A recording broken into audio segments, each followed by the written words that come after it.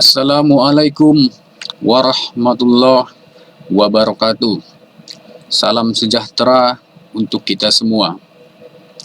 Syukur Alhamdulillah pada kesempatan ini kita masih diberikan kesehatan oleh Allah Subhanahu wa Ta'ala, Tuhan semesta alam, sehingga kita masih bisa melanjutkan studi dalam situasi COVID-19. Semoga nantinya wabah ini cepat berlalu dan diangkat oleh Allah Subhanahu wa Ta'ala sehingga kita bisa belajar kembali normal. Nah, pada kesempatan ini kita akan lanjutkan pelajaran kita kembali. Di sini masih seputar tentang teks eksposisi, yang mana pada pekan-pekan kemarin kita sedikit banyaknya telah mempelajari pengertian dari eksposisi. Nah, ataupun jenis-jenis eksposisi juga telah kita pelajari. Nah, pada kesempatan ini hal yang perlu kita pelajari ataupun materi yang perlu kita pelajari yaitu hal yang perlu diperhatikan sebelum menulis teks eksposisi. Apa saja sih yang perlu kita perhatikan dan pembahasan eksposisi pada contoh soal. Nah, sekarang mari kita perhatikan pada layar monitor tersebut.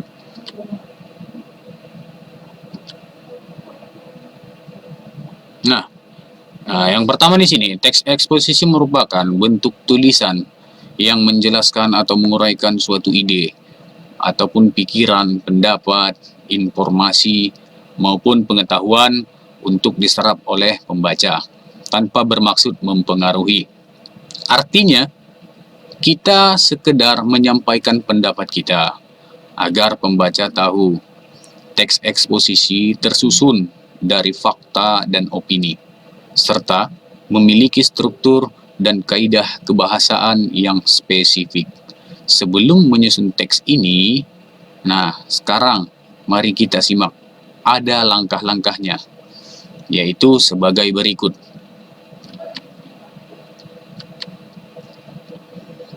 Yang harus kita lakukan yang pertama, itu kita harus memperhatikan tentang topik.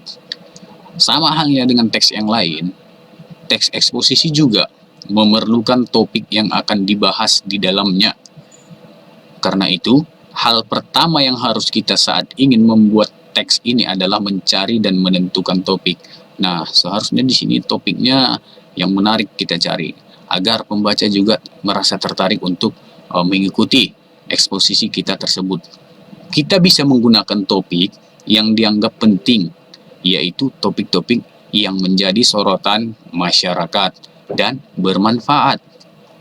Selain itu, topik yang menarik juga bisa diangkat karena bersifat aktual ataupun baru. Nah, fenomenal dan khas. Meski tidak ada salahnya juga jika kita membahas mengenai hal-hal atau topik yang dikuasai dan sesuai dengan pengetahuan kita sendiri. Nah, kita di sini bebas memilihnya. Boleh tentang sesuatu yang kita sangat paham tentang itu, boleh kita pelajari ataupun kita tuliskan eksposisi.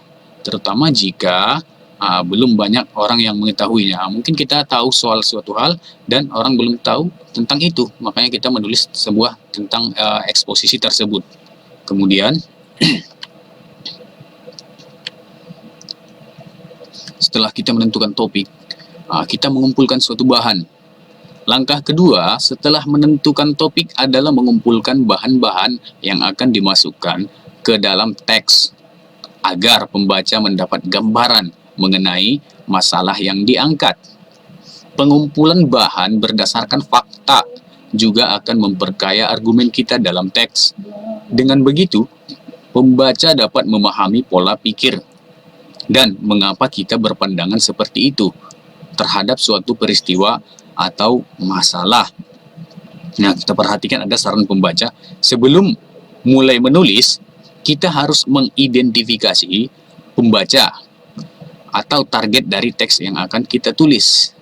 Nah, siapa dia pembacanya? Itu harus kita perhatikan sehingga kita tahu mempertimbangkan apa yang harus kita tulis nantinya. Apakah teks kita diperuntukkan bagi anak kecil, teman sebaya, atau justru orang dewasa? Nah, dengan begitu, kita bisa menentukan seberapa dalam kita membahas topik yang telah ditentukan. Identifikasi pembaca juga membantu kita untuk menyesuaikan pemilihan dan gaya bahasa yang akan dipakai dalam teks.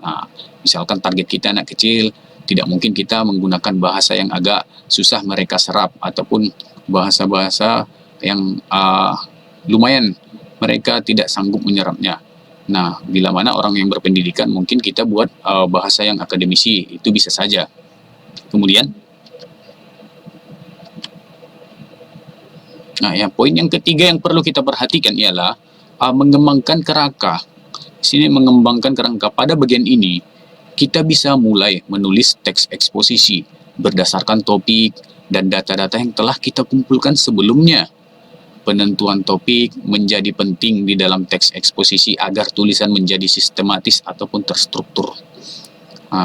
Dalam struktur teks eksposisi terdapat tesis, rangkaian argumen, dan penegasan ulang.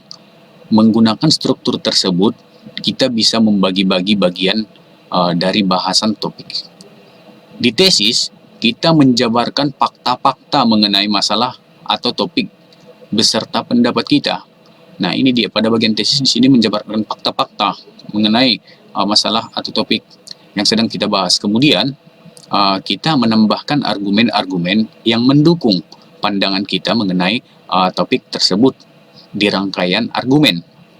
Nah, setelah kita menemukan beberapa fakta-fakta, kemudian kita harus mendukung fakta tersebut dengan argumen-argumen kita yang masuk akal. Ini dia. Nah, terus terakhir, teks eksposisi ditutup dengan penegasan ulang yang beri saran dan rekomendasi. Nah, setelah itu yang keempat yang harus kita perhatikan ialah penyuntingan teks eksposisi. Setelah kita selesai menulis, apakah teks kita sudah selesai? Belum. Kita harus melakukan proses penyuntingan untuk menemukan kesalahan atau bagian-bagian yang kurang jelas di dalam teks.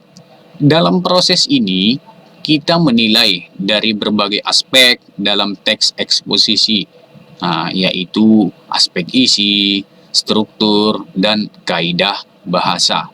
Nah, di sini kita harus memperhatikan juga aspeknya ataupun strukturnya, apakah teks yang akan kita tulis itu tersebut atau teks yang sudah kita tulis tersebut sesuai dengan struktur atau kaidah-kaidah bahasa yang ada pada teks eksposisi. Di aspek ini, di aspek isi, kita menilai daya tarik masalah yang dibahas, kelugasan, argumen, dan kelengkapan fakta-fakta yang dijabarkan. Dalam aspek struktur, kita melihat kelengkapan dan ketepatan susunan antar bagian teks.